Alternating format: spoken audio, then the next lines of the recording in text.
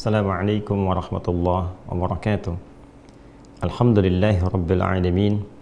Wassalatu wassalamu ala rasulillahil karim nabiyyina Muhammadinil amin wa ala alihi wa sahbihi ajma'in wa ba'd. Saudara-saudariku dimanapun Anda berada, semoga kita semua senantiasa dianugerahi kesehatan paripurna yang menjadikan kita mampu meningkatkan ibadah dan ketakwaan pada Allah Subhanahu wa Ta'ala. Semoga seluruh aktivitas kita sampai detik ini dirahmati dan diridhai oleh Allah Subhanahu wa Ta'ala. Teman-teman, seperti diketahui bahwa Ramadan semakin mendekat. Dalam hitungan hari, bulan mulia ini yang tentunya dipenuhi dengan berbagai keistimewaan akan kita hadapi bersama dan membutuhkan persiapan-persiapan paripurna seperti yang banyak telah kita pelajari. Teman-teman, ada satu pengingat yang sangat luar biasa dari Nabi Sallallahu Alaihi Wasallam yang dengan pengingat ini bukan hanya memberikan motivasi kepada kita untuk meningkatkan ibadah kepada Allah, tapi juga saat yang bersamaan menghadirkan kecaman yang sangat dalam bila ada di antara umat Islam, umat Nabi Muhammad Sallallahu Alaihi Wasallam yang menyepelekan Ramadan sehingga tidak memaksimalkan berbagai macam fasilitas kebaikan dan keistimewaan yang Allah telah bentangkan hanya di bulan mulia ini. Hadis dimaksud diriwayatkan oleh Al-Imam At-Tirmidzi diantaranya dalam kitab Sunan beliau nomor hadis 3545 yang tersambung sanadnya kepada sahabat mulia Abu Hurairah radhiyallahu taala anhu dari Nabi sallallahu alaihi wasallam. Satu kali Nabi sallallahu alaihi wasallam bersabda, "Raghima anfu rajulin liman dzukirtu 'indahu falam yusalli 'alayya. Raghima anfu rajulin liman dakhala 'alaihi Ramadan thumma salakha qabla an yughfara lahu.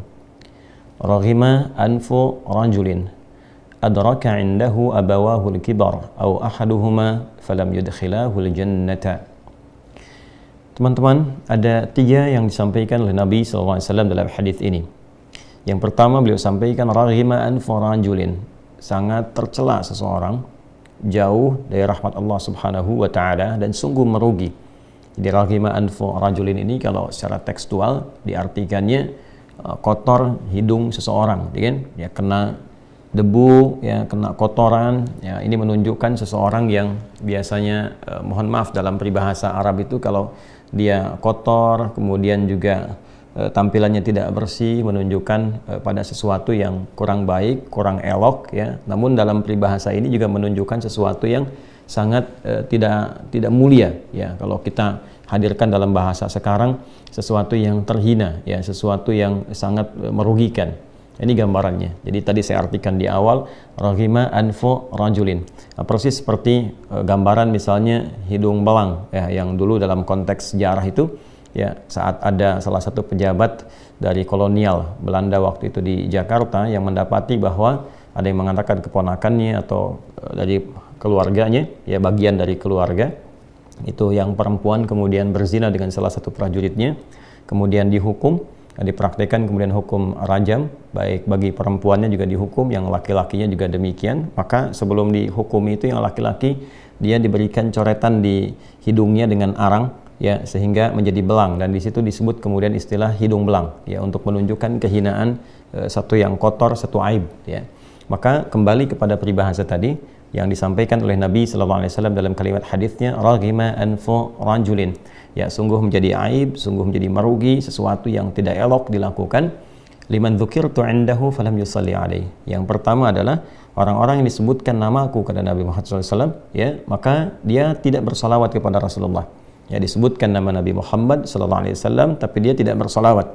Jadi aib kata Nabi, seseorang yang disebutkan nabinya, ya kan, orang yang telah diutus Allah Subhanahu wa Ta'ala untuk membimbing dia menuju kebaikan, memberikan syafaat pada kemuliaan, mengajarkan pada kebaikan, membawa pedoman yang mengantarkan pada kesuksesan, kebahagiaan. Bahkan ketika disebutkan pun tak mampu bersolawat kepada Nabi Sallallahu Alaihi Wasallam. Bahkan dengan solawat itu pun sebetulnya kasih sayang Rasulullah yang memohonkan kepada Allah. Ya kan? Dengan mencintai Nabi menyebutkan solawat, justru kembali kepadanya 10 kebaikan. Ya kan? Man shalla alayya salatan sallallahu alaihi asyra salawat. Siapa yang bersalawat kepadaku, kata Nabi sallallahu alaihi wasallam, maka Allah memberikan 10 kemuliaan kepadanya.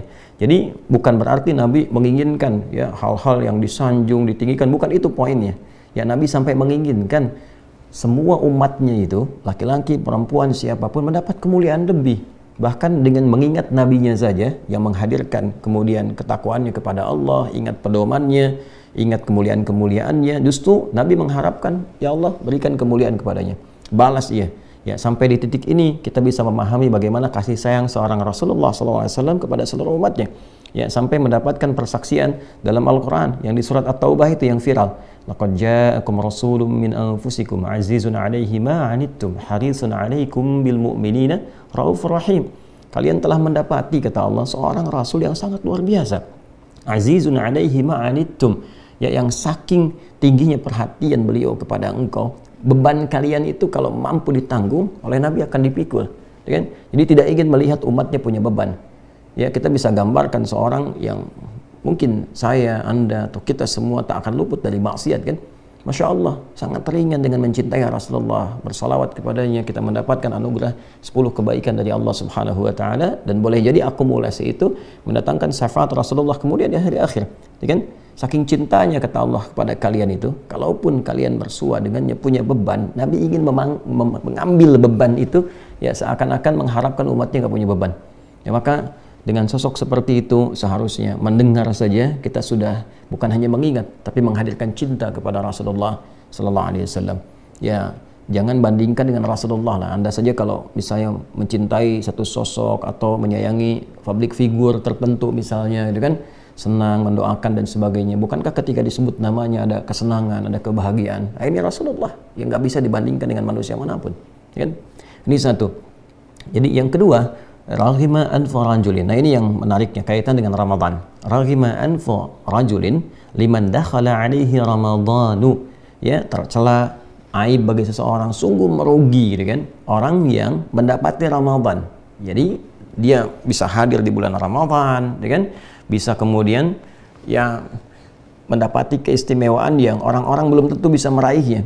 Ya, peluang Lailatul Qadar, diampuni dosa, kemudian juga pahala yang begitu melimpah, kesalahan dan dihapuskan dan sebagainya. Cuma sayang, ya, thumman salakha falam yughfar lahu. Ya, sampai kemudian bulan itu habis Ramadannya, tapi dia tidak mendapatkan ampunan Allah Subhanahu wa Ta'ala. Ya, dan kalimatnya itu menggunakan fi'il mudhari.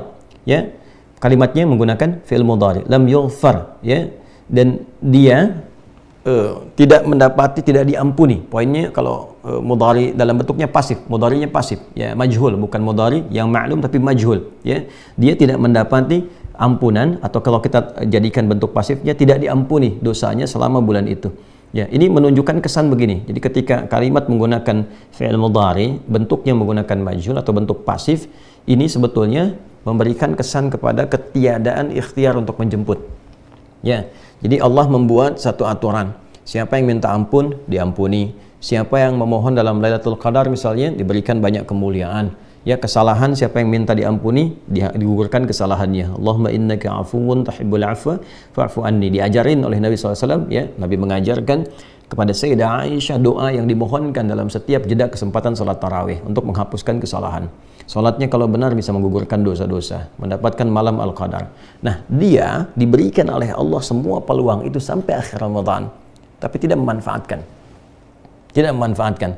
Ya, karena itu yang seharusnya hari pertama bisa mendapatkan ampunan, dia nggak diampuni. Tidak diampuni itu dalam konteksnya apa? Maksudnya dia tidak memanfaatkan waktu-waktu itu dengan maksimal. Diberikan waktu untuk berdoa, dia nggak berdoa. Dikasih kesempatan tarawih dengan semua pemberian yang baik, dia tidak manfaatkan. Diberikan kesempatan baca Al-Quran, pahala melimpah, dia tidak memanfaatkan. Ya, senyamannya aja, cuma tahan lapar, tahan haus, nunggu sahur, nunggu buka, gitu kan. Nah, orang-orang yang menganggap ringan Ramadan sehingga tidak memanfaatkan semua kesempatan-kesempatan terbaik, keistimewaan yang hanya didapati di bulan itu, tidak ada di selainnya, maka kata Nabi SAW, orang-orang yang demikian adalah orang-orang yang merugi dan aib bagi mereka. Dikasih kesempatan, Allah yang kasih itu, bukan manusia. Ya, Allah yang kasih, bukan makhluk. Allah Khalik yang mencipta kita, yang menyayangi kita dengan Rahman dan Rahimnya. dikasih tapi nggak dimanfaatkan. Maka orang seperti itu jauh dari rahmat Allah, aib bagi dirinya, dan tentu sangat merugi dalam kehidupan. Ya kan? Diberikan kesempatan mendapati Ramadan tapi tak mampu diampuni di bulan itu. Maksud tak mampu diampuni itu bukan Allah tidak mengampuninya, tapi dia tidak berikhtiar untuk mendapatkan ampunan Allah Subhanahu wa ta'ala dengan menunaikan berbagai ibadah, mengoreksi diri, dan tentunya memanfaatkan semua fasilitas kebaikan yang telah Allah tebarkan. Dan yang ketiga adalah raghima anfu rajulin liman adraka abawahu, ya, sungguh sangat merugi, sungguh sangat tercela, sungguh jauh dari nilai-nilai kebaikan. Liman adraka indahu abawahul kibar, ya, siapa yang mendapati kedua orang tua di sampingnya, au ahaduhuma, ya kan, atau salah satu di antara keduanya.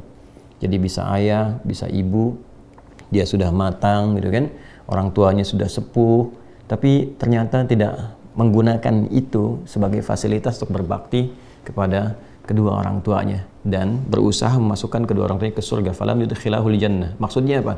Ya, di sini ada kata kiasan yang sangat dalam, sebagaimana orang tua itu merawat Anda, ibu mengandung, melahirkan, menyayangi, demikian juga ayah mencari berbagai hal untuk kenyamanan anaknya, pendidikan dia yang bagus, sampai disekolahkan di tempat yang terbaik, padahal boleh jadi ayahnya bekerja siang malam, peluh keringatnya dan sebagainya, tetapi kemudian ketika dia mendapati kedua orang tuanya sudah demikian sepuhnya, dan bahkan dia punya kemampuan, punya kematangan, tapi tak peduli dengan kedua orang tuanya, ya, untuk memberikan fasilitas, perhatian saja dia tidak mampu. Ayahnya sakit cuma taruh bunga aja gitu kan, dia nggak sadar bagaimana ayahnya bahkan rela bertukar nyawa ketika anaknya dalam keadaan sakit yang sangat parah misalnya, ya. Maka hal demikian dipandang aib dalam agama, hal demikian dipandang sesuatu yang merugikan bagi seorang anak. Jadi 3 hal disebutkan di sini, ya, berbakti kepada kedua orang tua, mencintai Nabi SAW dengan memperbanyak salawat kepada beliau, dan yang ketiga memanfaatkan Ramadan dengan penuh kemuliaan dan kebaikan, semangat dan niat ikhlas karena Allah Subhanahu wa ta'ala. Kita ambil yang terkait dengan Ramadan. Di sini ada petunjuk dari Nabi SAW untuk menyiapkan diri, jangan menganggap ringan Ramadan, jangan menyepelekan. Justru Allah berikan kepada kita dengan cintanya supaya Allah menggugurkan semua kesalahan dan dosa-dosa kita dan terlahir kembali pasca Ramadan dalam keadaan yang lebih baik, mulia, dan berperilaku lebih soleh dan taat di hadapan Allah Subhanahu wa ta'ala. Demikian teman-teman, sebagai pengingat, selebihnya adalah niat yang paripurna sehingga sampai di bulan Ramadan kita bisa ikhtiar maksimal. Adi Hidayat. Assalamualaikum warahmatullahi wabarakatuh.